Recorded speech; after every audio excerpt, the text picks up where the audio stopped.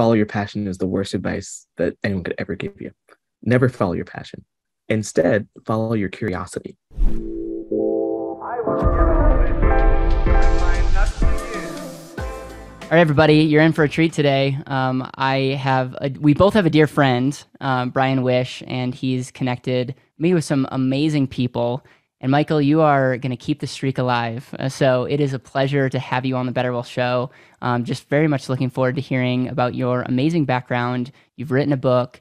There's so much that we can learn. And so without further ado, welcome to the Bervell Show, man.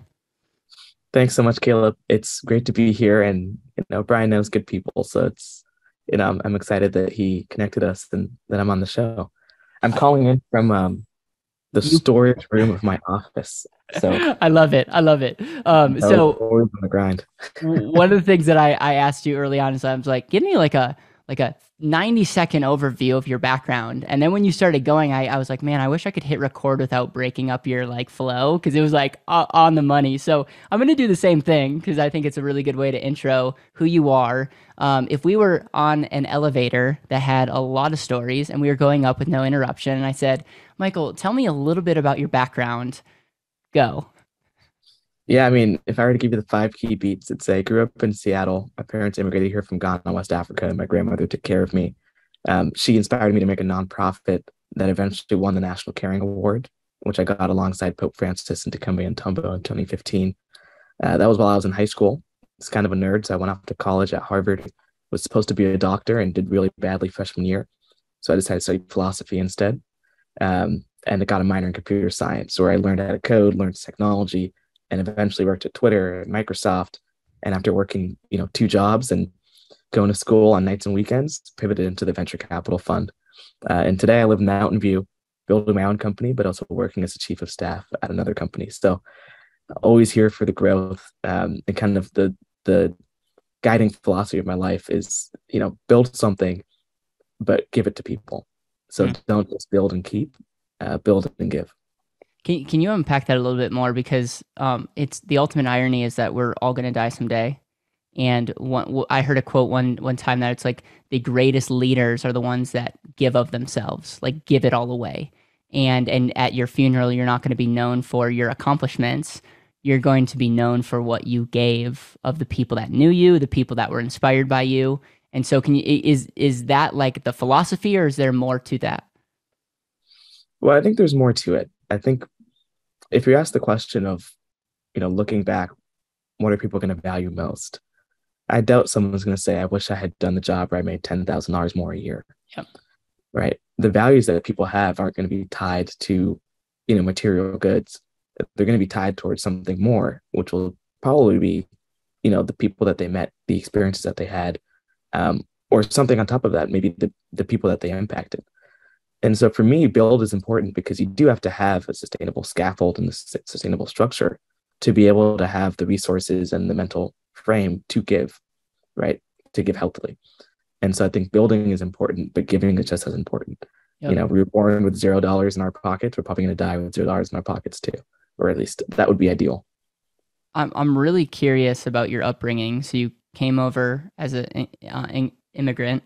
And a lot of times people have said like, okay, when you come to the United States, you look at it, you have a different paradigm than maybe someone that was born here. Can you speak onto that? And then can we talk about the nonprofit that you started? Because it sounds like you started that in high school and got a lot of recognition, which is pretty amazing. Yeah, so I'll give the context. So both my parents were born in Ghana in West Africa. They moved to Canada, which is where both my siblings were born. And then they moved down to the US about 25 years ago, which is where I was born. And so having seen them go through, lives and struggles, one of my first memories was of my parents when they first moved to the US, trying to, get American degrees and like be able to kind of work in the American system, right? My dad was a civil engineer. My mom eventually worked in healthcare compliance. So making sure hospitals were following, HIPAA, the Healthcare Information Privacy and Protection Act. And all the while, as they were going to school and getting their jobs, my grandmother was my primary caretaker. And I still remember the day that my grandmother tiptoed into my bedroom and like reached under my bed and like stole a teddy bear as I was sleeping and then like tiptoed out of the bedroom. The reason why is because she would always go to Ghana every wintertime, coming from West Africa where it's like sun, 100, percent of the time to Seattle where it's literally gray all the time. Yeah. She was like, I want to get out of here in the winter time. And whenever she left every winter, she would take teddy bears with her. And she would take those teddy bears to the village where she grew up. So the hospitals and the schools and the orphanages, would love when my grandmother came back because she'd have all these gifts for them. So of course, fast forward, through my upbringing, gets to about sixth grade, and my grandmother passes away. And my family's thinking, what can we do to honor her memory and her legacy? And we think to ourselves, okay, maybe when we go to her funeral, we'll just bring a couple teddy bears with us. So my sister, who's the co-founder of the nonprofit, put up posters at her high school when she was in high school and said, like, hey, give us teddy bears. We're going to Ghana, for my grandmother's funeral. We're going to do this last big thing because this is what she used to do all the time. I think we got like 5,000 teddy bears. We expected to get like a couple hundred, right? So everyone was donating these teddy bears. And we kind of found this interesting niche of, wow, like these are old things that people in the US don't really, care about too much, 15 years later after they're 18. But if you take them to Ghana to some kid at a hospital who's, battling malaria or something else or river blindness, whatever else it might be, it's incredibly impactful. And so we took this idea in 2007 and made it into the full nonprofit, right? I think to your direct question, which is kind of what's the difference of growing up as an immigrant versus growing up born here versus second, third, or fourth generation. I was fortunate to be able to go to Ghana very frequently, cool. At least once every 2 or 3 years. And being able and being kind of forced to see the disparities between my cousins who were a year or two older than me and what I had instilled in me a sense of, desire to give back, almost a sense of responsibility. I was here playing with my Xbox and my cousins didn't even have, outlets to charge their Game Boys, right? And it's just a completely different mindset and mentality to shift from every 2 or 3 years when you're, growing up as a kid in Seattle. So I was very fortunate. And I think I realized that fortune from a very early age and wanted to use it to build something. It's really interesting that you are mentioning this because I've had the honor of going and serving places overseas, even in the United States. And it's always like, I feel like we go to serve, but I'm the ultimate beneficiary because I'm going and I'm like, it puts in perspective that the fact that I don't worry about water or food or shelter, like that's never been an issue ever, tells you how wealthy and rich we are.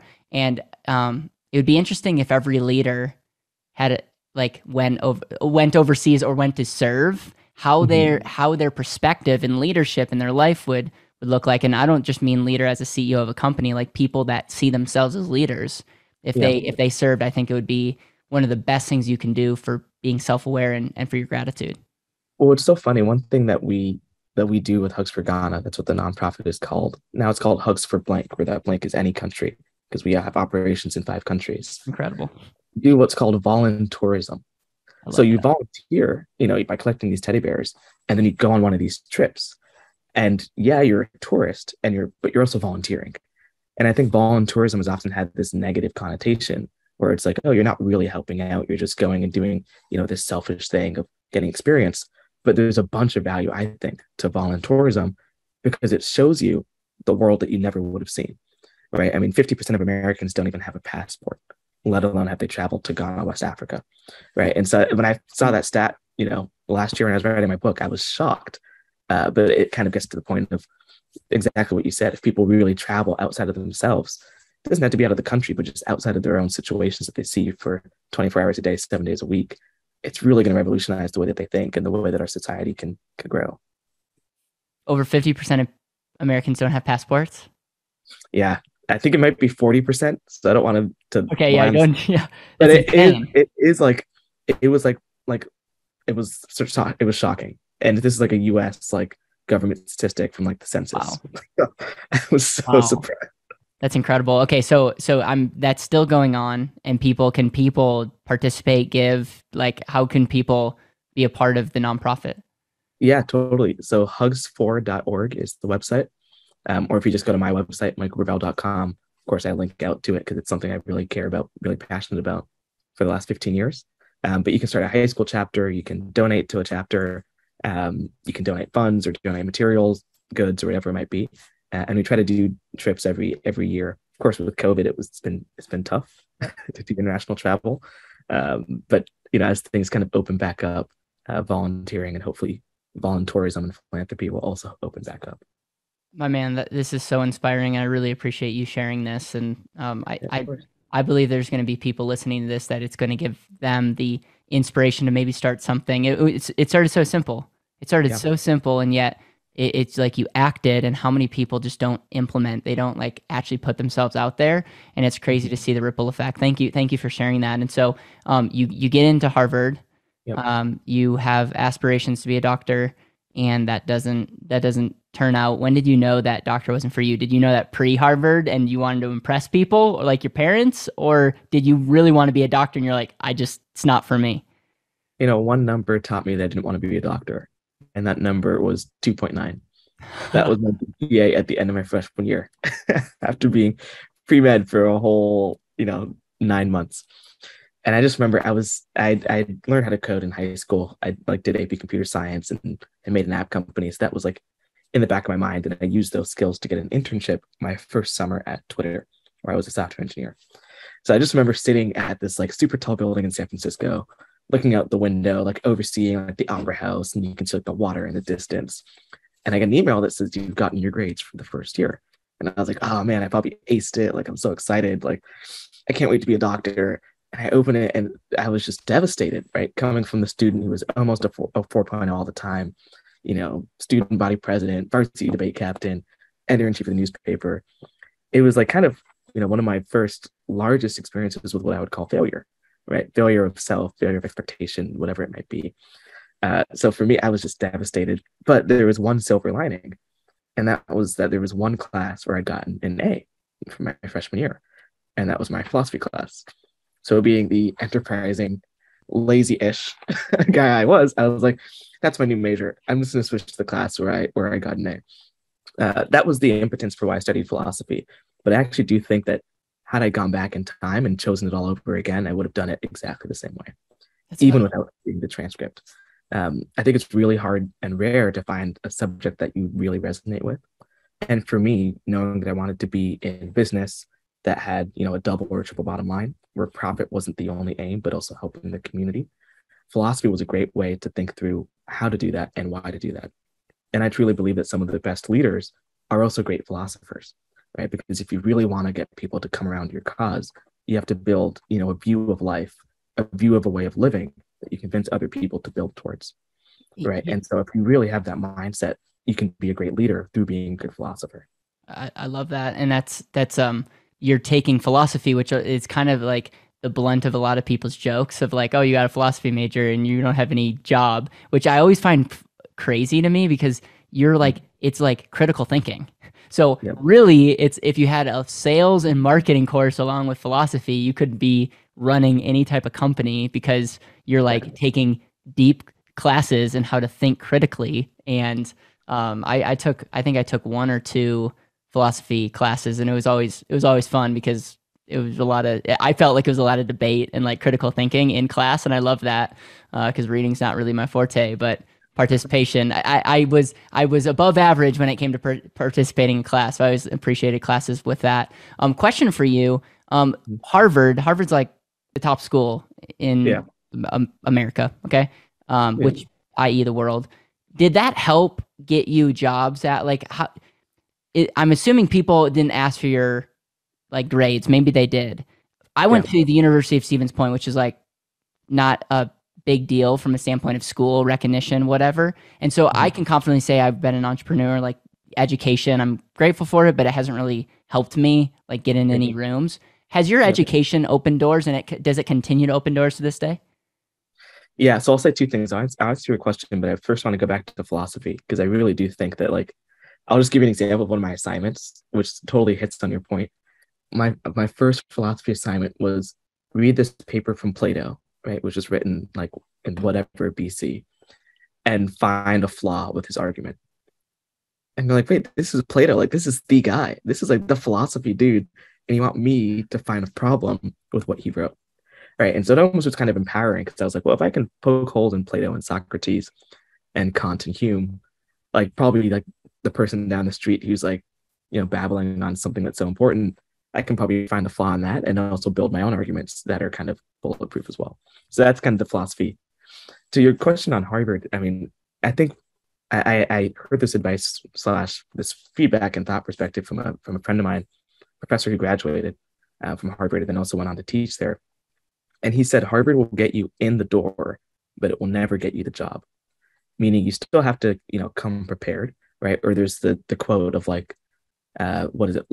Opportunity is when luck meets preparation. Yep. I think Harvard is the type of place that will make you more lucky, but it won't necessarily make you more prepared.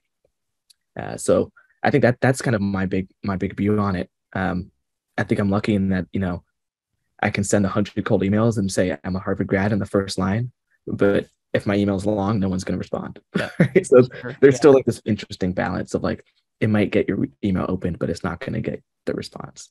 And ultimately, that's what I love about entrepreneurship is the market will decide. Yep. But I also love this concept of increasing your luck surface because again, it's like, oh, you got lucky. Yes. And how many high schoolers do you know that were proactive enough to start a nonprofit? And like, so yes, you got lucky, but you increased your ability to get lucky. Yeah. And I think Jim Collins also writes about that, about great companies. They all experience quote unquote luck. It's what you do with that. Yeah. And so I 100% echo that. And it's funny. It's like I'm iffy when it comes to college. I think a lot of people go and that probably shouldn't, and then some people like should definitely go. But I think it's like supply and demand. If you can get into the colleges that are door openers, like Harvard, Stanford, whatnot, Yep. it's not even close. It's almost on two different levels. And so Yeah. from a supply and demand standpoint, like congratulations. And I think the data doesn't lie when it comes to that. Well, here's a question that one of my really good friends asked me. We do like an annual trip just to kind of stay close. And it's all of the roommates plus like all of our really close friends. So we have like anyway, 12 to 16 people. And she asked this group on the trip, she's like, if your, future children came up to you and said, I want to skip college, what would you say? Right. And this is all of us as Harvard students sitting in, a cabin. And, 90% of us were like, no, like we wouldn't want our kids to do that. And we got into this big debate about why, we were so averse to that versus why we think, college is necessary or not necessary. So anyway, I'd love to hear your thoughts and perspectives on it. And then I can share some of the ones that we heard from that cabin. Yeah, so I think number one, I think it comes down to data from a standpoint, or is going to college, is it getting you ahead with the time that you're spending and the extra money that you're making? And then the other thing is I think a lot of people go with a lack of clarity, and they go because they feel like this pressure of like, okay, I need to go because I'm starting to be, people are asking and I feel like I'm going to be let down. What I love about college is it forces you to like continue to learn. It forces you to increase your network, and it forces you to up level your game. And I mean, I have a college degree, and I will say that indirectly I'm where I am because of that, because it gave me 3 years to be like, okay, I'm going to continue to network and connect with people. And I got to work at a bank during that same time. I just think when you look at the cost and you look at a lot of people that have lack of clarity, they're going, and the piece of paper and the education itself is not what's going to make you successful. I think it is in the network and the mindset. And my dad has a PhD in molecular biology, and he was like, Caleb, I could care less about your grades. Make sure that every teacher knows that you care about learning, and make sure you show up to learn. So all that to say, I'm a big fan of education. I think higher education, in a lot of cases, minus Harvard, Stanford's, like the bigger schools, I think they really have to have a value conversation, because when you start looking at 30, 40, 50, 60, $70,000 a year and 3, 4, 5 potential years, I look at that as an investment, and I say, what if I had an entrepreneurial kid that worked for 3 people for free and got to travel with them and be in the boardroom and got those connections? That could be a door opener as well. With that said, I think it comes down to the proactiveness of the kid. Well, I think Mark Twain has this hilarious quote. He said, I never let my schooling get in the way of my education. It's good. Right. Yeah. And saying that school is not where you get educated. It's the individual that educates themselves potentially through school. It's good. And I think that's exactly what you said is what we landed on in this cabin is like, I think Harvard and Yale and Stanford and whatever else are great in that they're liberal arts institutions. So I was able to switch my major at the end of my freshman year. Had I gone to University of Washington, which actually would have been cheaper for me to go there. Well, actually, Harvard was cheaper overall because of financial aid. But in most cases, it would be cheaper for you to go to school in state than to go out of state. I wouldn't have been able to switch my major. I would have been stuck on this be my track. I would have been, not happy, not able to be intellectually curious and to explore, opportunities and options. So it's really interesting just to look at that too, having that liberal arts education, liberal arts meaning you can literally study whatever you want. And as late as your senior fall, declare your major or switch your major. I mean, that freedom is, I think, what made the education so educating. Yep. And the network and the alumni. Like Yeah. it's Yeah. Yeah. Yeah. also like Plus, you're plus, plus, plus. yeah, that's a huge thing. Did you always see yourself as an entrepreneur? Did you like go into college saying and I'm an entrepreneur, or did the nonprofit thing just happen and you just got momentum and you're like you didn't I think mean, much of it? the nonprofit thing definitely kind of just happened, but it really influenced the way I developed, right? From age 12 onwards, I was always running teams, running, having weekly team meetings, like making friends through the work that we were doing versus just like hanging out. So it kind of has always kind of been in my blood. I remember, I think Steve Jobs gave a commencement speech at Stanford. I don't remember what year it was. And in one of his quotes or one of his lessons from the speech, he's like, remember that this world is just made by people who are just like you. Right. And that just like was mind boggling to me. So like from then on for like years, whenever I like sat in a car, I was like, oh, like other people like me built this car. And I like saw a chair that was like, on display. I was like, other people made that chair. Or I see like the Mona Lisa. Like it started to unabstract the object from the people who actually created it. Right. And I think once you kind of like remove that abstraction, you realize like, well, why am I not the one who's creating the computer? It's And good. it's like, okay, well, just to put time into learning the skills, then I can do it. I can put time into carpentry and I can make a chair, Yeah. right? And so I think from that perspective, it's entrepreneurship is really the only kind of logical outcome, or even entrepreneurship where you're running Yeah. team projects with a company. You don't have to make something yourself.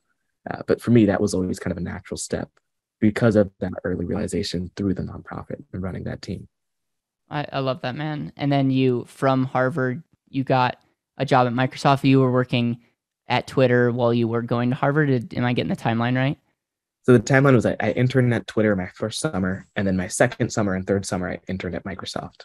Got it. And kind of the trick, it's so funny because I just remember going to Harvard, everyone was getting an internship in like November, right? This is an internship for the summertime. So they get their internships like 8 months in advance. Then I had friends who sophomore year got their job that they're going to have post senior year, It's right? insane. Like 2.5 years in advance. And just being in this environment, you like talk to your friend as soon as you get back on campus from the summer, and everyone's like, what are you doing next summer? Right. And that's just the conversation. So there was always kind of this like rat race, but nonetheless, I had my postgraduate job by the time I finished my summer junior year, which made me kind of really enjoy senior year and just have a lot of fun. Um, uh, but yeah, I worked at Microsoft full time after graduating. And I was originally working as a product manager, which meant that I led a team of engineers to build products.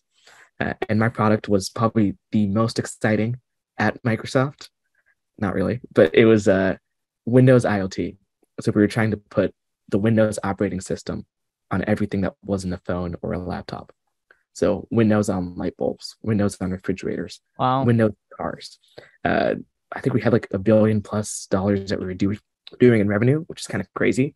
And our team was like 20 people. So I did the math one day and I was like, oh my God, I'm responsible for like tens of millions of dollars, which was like absurd to think about. It's like this kid who just graduated from college, like it just turned 21, it's 2022.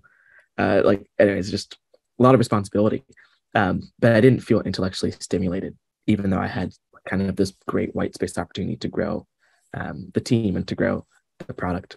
I Um, think I think people are scratching their head right now and saying, okay, what about that was not stimulating? Like, was it that you didn't feel like there was a purpose behind what you were doing, or was it not challenging enough? well, I'll tell you some of the outcomes of what changed in my life when I got my first job. So when I was in college, I used to carry around notebooks with me every single day, and I would just write down random thoughts and just Yep. like creativity was flowing. I would write poetry. I would write like I love business, so I try to find problems in the world to identify and solve with businesses. Love that. Write down, draw Extremely pictures, like entrepreneurial, by the way. Yeah. yeah. And then I went to work at Microsoft, and I would still carry the notebooks every day, and there would be like weeks where I'd have nothing to write in a notebook, right? And I could think to myself like, I don't think this is the right place for me, right? I mean, I think there are definitely people who can still feel the drive and the energy from working at a corporation like that, but I wasn't feeling it. So I knew how to do something different. I think whenever you're in one of those situations, you can either, stay there, uh, or you could change. And I'm the type of person who's going to push for change. And I believe if we reference back to Steve Jobs' talk at Stanford, which I've only seen like 20 times, he talks about if you're, what's the quote when you're like every day, if you're looking yourself in the mirror, and it's like Yeah, this concept of you're only going to live once and not exactly. be afraid to make the Exactly. change. It's like if you look in the mirror every day, or you wake up and you think, and not excited for the day, and you do that too many days in a row, something has to change. Yeah. And I think I started to feel that. I guess I really am embodying the Jobsian philosophy. But my solution was actually, rather than just quitting my job and going to travel the world, which people sometimes do, um, I decided to get a second job. So I'd work at Microsoft from 9 to 5, and I worked at this venture capital fund from 5 to 9. Mm. And that fund was based out of New York, and they would invest in startups with female founders, Latinx founders, and Black founders. So super mission aligned, and they found that those groups get about 20% of all venture funding. Uh, Mm. on average, like female founders get 12% or 13% in a good year. And so there was really mission aligned to try and find these underfunded founders who were super talented and give them the capital to build their businesses.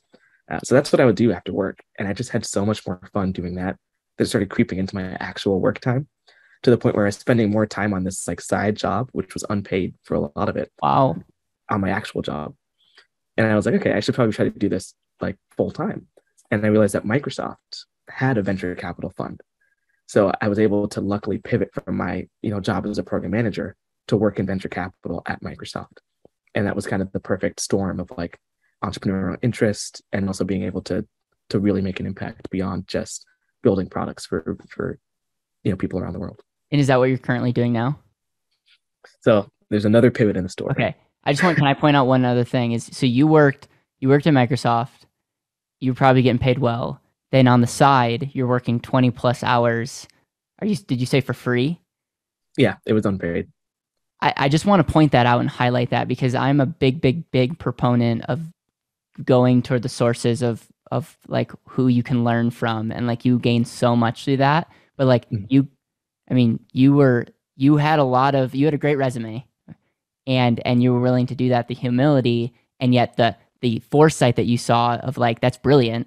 And I'm here sitting here, I'm like, dude, I that's insane that you had that opportunity, because you are in rooms, you're meeting with people, you're seeing how the game works, which isn't, the barrier to entry in venture is huge, and now Yeah. you're like in it. And so I just want to highlight that, and it's like, I love that you mentioned that, and that's part of your story.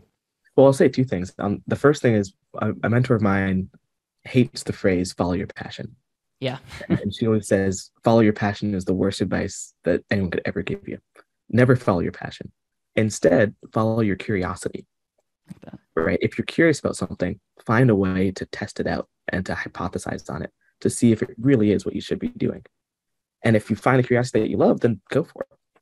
Right? And I was just curious about venture capital, and I was like, well, the only way to do it is to do it. So I just tried to start doing it, and that was how I got that internship, and then eventually my full time job, which I was able to like work at Microsoft and do that. So I actually just quit that job 4 or 5 weeks ago, because again, follow your curiosity. My learning peak kind of started to plateau, and so I came to work at one of our portfolio companies as the chief of staff to the CEO, and then eventually we'll be going back to Harvard for business school this upcoming fall. So my life is still developing in a bunch of different ways, but I think ultimately the big lesson for me has been follow your passions. Well, don't follow your passions, but follow your curiosities instead. I love that, man. And can I ask how old you are? 24, about to turn 25 in October. So It's incredible. hopefully doing good things. It's incredible. What's your book on, and why did you write a book? Yep. Yep. So I mentioned this briefly when I was working at the venture capital fund. It's called Harlem Capital. They were investing in female founders, Black and Latinx founders. And as I was working there, and then eventually started working at M12, I was realizing that a lot of the stories that we tell ourselves about entrepreneurs tend to be biased in terms of, think of the 5 most successful startup founders that you could think of: Jeff Bezos, Mark Zuckerberg, maybe Steve Jobs, we talked about a couple of times. All amazing founders, but I never saw myself in those founders, right? For a variety of reasons. They didn't grow up in, Ghana. They weren't from Seattle. If I talked to my sisters or some of my female roommates when I was in college, they were like, yeah, who's the most successful female founder in the US? They couldn't name one. Sarah Blakely. Yeah. Sarah Blakely. Yeah, now as of 2021, right? The youngest IPO female CEO. Yeah.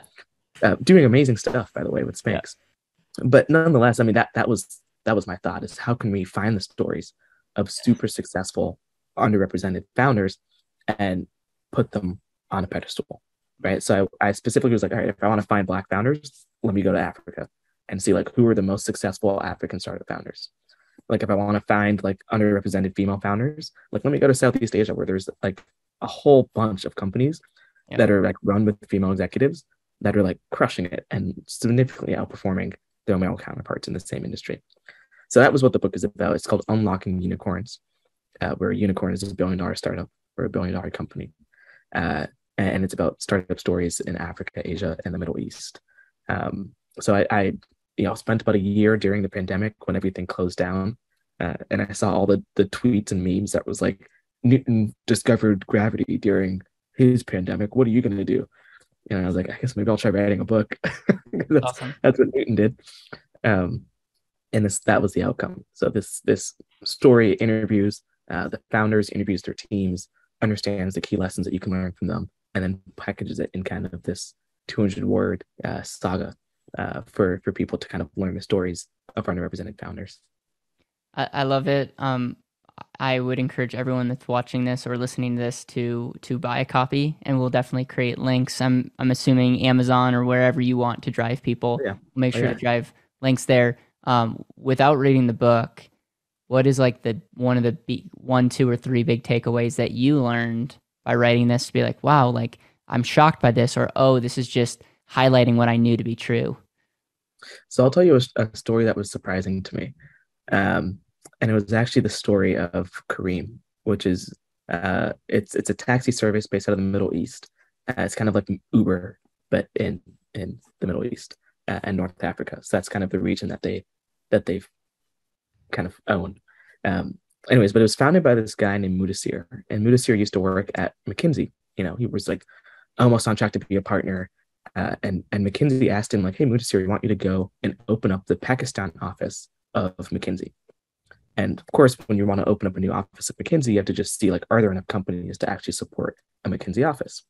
So he went to Pakistan and was like asking around to see like, what are the sizes of businesses here? Like, how many businesses are there in Pakistan that are worth $1 billion or more? And he realized that there were literally none. I mean, there's a few in like oil and gas and like the energy space. Other than that, there were no $1 billion companies in Pakistan at all. Right. And so he went back to McKinsey, and instead of saying we can't open an office here, he said, "Hey, I'm quitting because I'm going to go make a company in Pakistan. It's going to be the next $1 billion company." So that was the story of how Kareem started. And he pulled along one of his McKinsey like other coworkers to come work with him. And that coworker was, at the time had a big health scare and was thinking, like, what am I going to do with my life? Like, if he had passed away, he would have felt like he was, hadn't contributed anything. So it was a perfect mission alignment. And from the beginning, the company was super mission aligned to want to revolutionize capital access opportunity in the Middle East and North Africa. So they built this company, scaled it hugely. There's a whole host of other details in the book about how they did that and what made it so successful.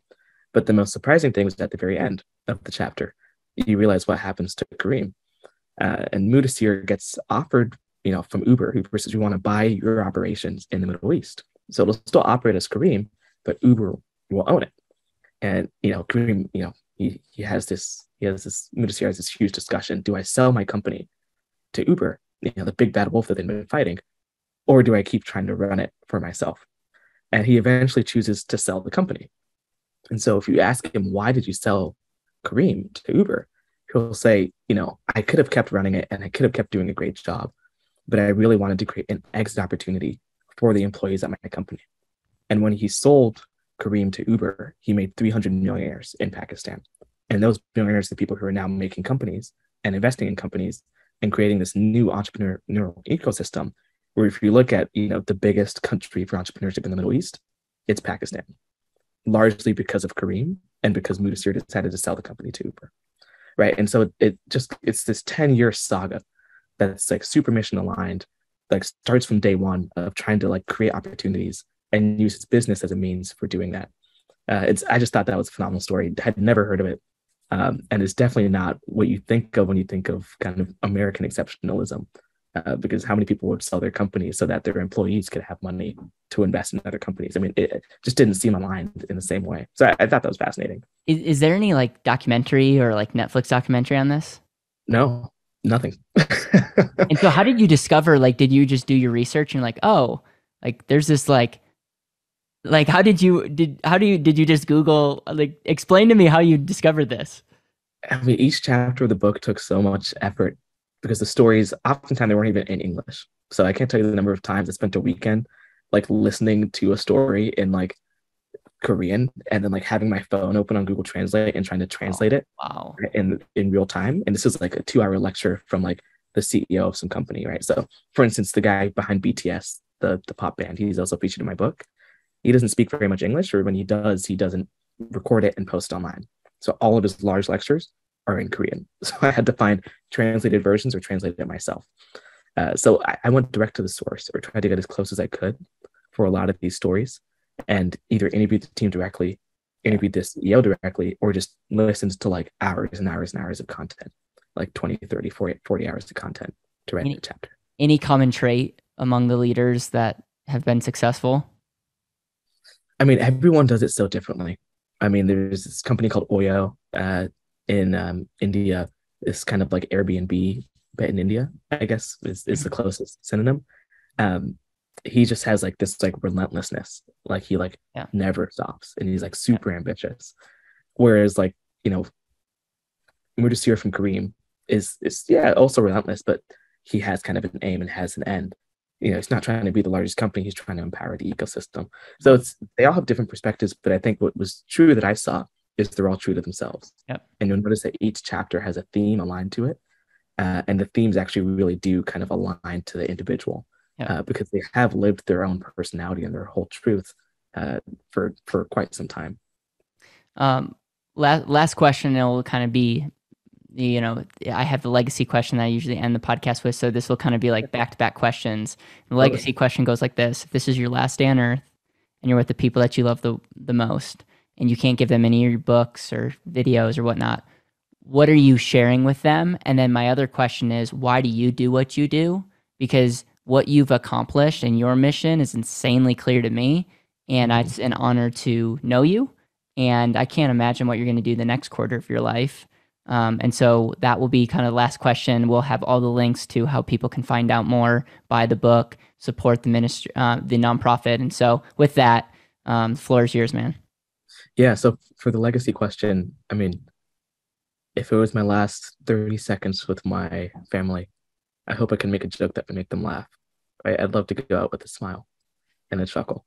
So that would be my legacy, a fun laugh. Um, and then on the question of